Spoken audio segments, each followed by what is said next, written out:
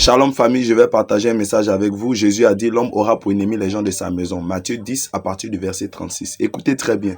Ce passage, on a tous lu ce passage et nous pensons souvent que quand on dit l'homme aura pour ennemi les gens de sa maison, on fait allusion forcément à nos parents proches, la famille élargie, la famille restreinte. Oui, c'est vrai. L'homme aura pour ennemi les gens de sa maison. Oui, ça, on accepte cela. Mais écoutez, voici encore les ennemis de ta maison que tu as oublié. Ta voisine.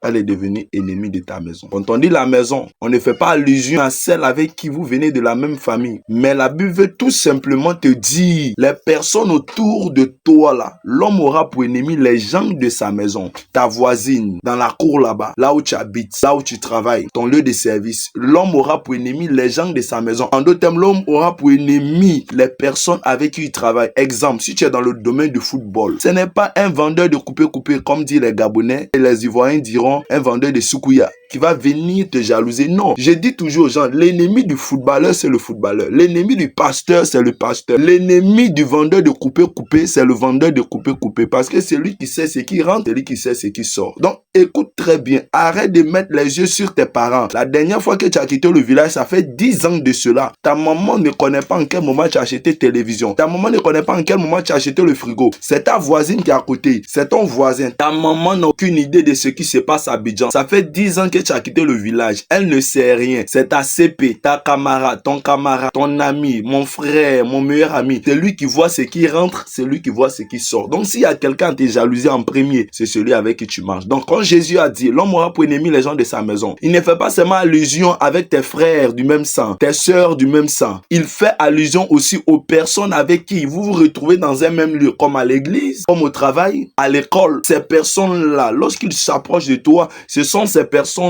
qui sont amis aujourd'hui, ennemis demain. Donc faites très attention. C'est pourquoi Matthieu 10, 36 dit, l'homme aura pour ennemi les gens de sa maison. Donc ne mets pas dans ta tête que c'est ma maman, c'est mon papa. C'est vrai, ils sont là. La dernière fois, c'est ta voisine. Elle avait besoin de sel. C'est chez toi, elle est venue demander sel. Tu lui as donné. Elle est rentrée, elle a vu que maintenant ma voisine, elle évolue. Parce qu'elle est venue à Abidjan dormir sur une natte. Maintenant, par la grâce de Dieu, dans sa maison, y aller jusqu'à climatiseur. Donc, c'est elle qui va commencer à te jalouser. Donc, faites attention aux personnes autour de vous. C'est ce que Jésus disait. L'homme aura pour ennemi les gens de sa maison.